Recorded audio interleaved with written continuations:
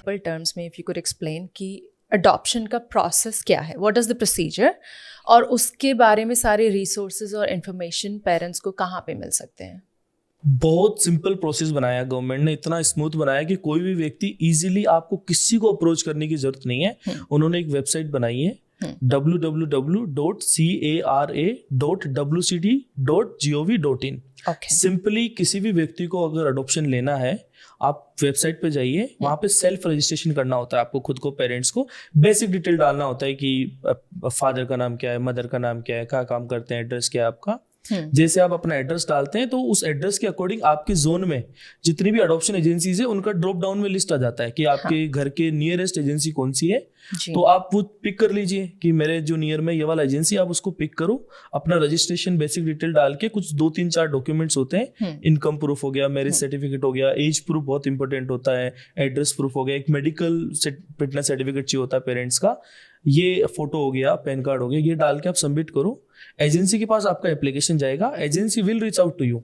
Government इतना smooth करा कि पेरेंट्स को परेशान नहीं होना है, आपको कुछ कहीं नहीं भागना है कि मैं कहाँ जाऊँ, टेंशन नहीं लेनी है। The agency will reach out to you. अगर नहीं होती तो आप भी उनको रीच आउट कर सकते हैं। Agency will reach out to you, वो लोग आपसे एक मीटिंग शेड्यूल करेंगे, आपके घर पे आएंगे, आपके साथ एक इसको होम स्टडी विजिट बोलते हैं, वो घर पे आके पूरा आपका होम एनवायरनमेंट चेक करेंगे, आपसे बात करेंगे कि आप अडॉप्शन क्यों लेना चाहते हैं, सब तरीके आपके पेपर वेरीफाई करेंगे, वो लोग आपको अप्रूवल देंगे, आप क्यों में चले जाते हैं, सिंपल। और फिर आपको जो जैसे अवेलेबिलिटी होती है बच्चे की, जब आप फॉर्म फिल करते हैं तो आप चूज करते हैं कि आपको लड़का चाहिए, लड़की चाहिए, या आपका कोई प्रेफरेंस नहीं है, जो नो चॉइस भी आप चूज कर सकते हैं, उसमें ऑप्शन होता है।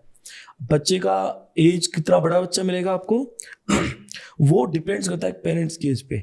सो पेरेंट्स का जो कंबाइंड एज होता है वो कैलकुलेट करता है आपका जो सिस्टम है कि वेबसाइट पे जब आप रजिस्ट्रेशन करते हैं, तो अगर दोनों पेरेंट्स का कंबाइंड एज अगर हम जोड़े तो 80 से अगर कम आ रहा है दोनों को जोड़ने पे, तो आप जो सबसे छोटा बच्चा होता है, कैटेगरीज बना रखी है गवर्नमेंट ने कि 0 से स्लैब्स बना रखे हैं, 0 से 2 ईयर्स का, 2 to 4 ईयर्स का, 4 to 6 ईयर्स का, 6 to 8, 8 to 12, 12 to 16, इस तरीके से एज के अकॉर्डिंग बना रखा है। तो अगर जो मिनिमम है कि आपका अगर 80 ईयर्स कंबाइंड हो रहा है, उससे कम हो रहा है, तो आप 0 से 2 ईयर्स के बच्चे के लिए एलिजिबल है। आप 0 से 2 ईयर्स में आपको जब भी अवेलेबिलिटी होगी बच्चे की, हो सकता है 3 महीने का मिले, 6 महीने का मिले, 18 महीने का मिले, वो इट इज लाइक दैट। और जैसे जैसे पेरेंट्स का एज आपका इंक्रीज होगा तो वो बच्चे का एज भी इंक्रीज होता रहता है। ओके, सो इसमें एलिजिबिलिटी क्राइटेरिया क्या होता है?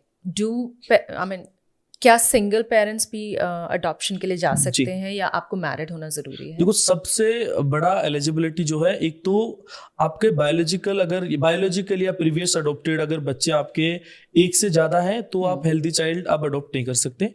एक है तो आप दूसरे बच्चे के लिए एलिजिबल होते हैं। अगर आपके पास 2 हैं, चाहे वो अडॉप्टेड हो चाहे वो आपके बायोलॉजिकल हो, तो आप फिर एक स्पेशल नीड बच्चे के लिए आप ऑप्ट कर सकते हैं, बट हेल्दी नॉर्मल चाइल्ड के लिए एलिजिबल नहीं होते। सबसे बड़ा पॉइंट तो एक ये है। दूसरा, जैसे एज का मैंने एक बैरियर बताया कि वो आपका कंबाइंड एज को कैलकुलेट करते। तीसरा पॉइंट, आपने सिंगल पेरेंट्स की बात की। सिंगल पेरेंट्स भी कारा के थ्रू इजीली, चाहे मेल एप्लीकेंट हो चाहे फीमेल एप्लीकेंट हो, वो लोग भी इजीली अप्लाई कर सकते हैं। उसमें ऑप्शन होता है, आप सिंगल है, मैरिड है, डाइवोर्स है, ठीक है, तो वो चूज करते हैं। हाँ, ये है कि अगर आप सिंगल फीमेल एप्लीकेंट है तो आपको ऑप्शन लड़की चूज करने का भी मिलेगा, लड़का चूज करने का भी मिलेगा, या नो चॉइस का मिलेगा। बट अगर आप मेल एप्लीकेंट है तो उस केस में सिर्फ आपको बॉय चाइल्ड का ही ऑप्शन मिलता है। उसमें फिर एज बैरियर उसमें भी देखा जाता है कि वो 40 साल से कम है तो छोटा बच्चा मिलेगा। फिर अगर आपका एज बढ़ता जाएगा तो उस हिसाब से। सिंगल पेरेंट्स में दूसरी चीज जो देखी जाती है, ये देखी जाती है कि अगर आप एज ए सिंगल पेरेंट है तो we want to make sure कि कोई आपकी फैमिली में या रिलेटिव में कोई एज ए गार्जियन रिस्पॉन्सिबिलिटी लेने के लिए, इन केस भगवान न करे कभी अगर कोई मिसहैपनिंग होती है, तो there should be someone in the family कि उस बच्चे की as a parent care. We don't want कि हमने कोई बच्चा फैमिली में दिया है, भगवान न करे कोई सिचुएशन और बच्चा दोबारा से किसी होम में आ जाए। सो एक ये दूसरा देखा जाए।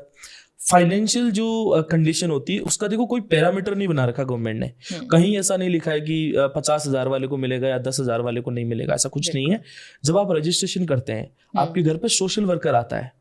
सोशल वर्कर आपका घर का एनवायरनमेंट चेक करता है, आपके मोटिवेशन, क्या आप जो इनकम आपके घर पे अभी रेगुलर इनकम जो आ रही है, क्या उस इनकम के अकॉर्डिंग आप एक बच्चे को रेज कर सकते हैं। बेसिक जो नीड्स होती है बच्चे की, क्या आप उसको प्रोवाइड करा सकते हैं, नहीं करा सकते। So it is totally depends on the social worker कि वो आपको फाइनेंशियली रिकमेंड कर रहे हैं कि नहीं कर रहे। बहुत लोगों के सवाल होते हैं कि प्रॉपर्टी होनी चाहिए या नहीं होनी चाहिए, मिलेगा, ऐसा कुछ कोई ऐसा पैरामीटर नहीं है। ओके। ओके एक दूसरा मेडिकली फिट होना बहुत जरूरी है। सिंगल पेरेंट है तो ऑब्वियसली उसका मेडिकली एक सर्टिफिकेट लगता है, फिट होने चाहिए पेरेंट्स। अगर कपल है तो एटलीस्ट एक तो फिट होना चाहिए, यस, एक तो पूरा मेडिकली फिट होना चाहिए, वो एक कंडीशन होती है।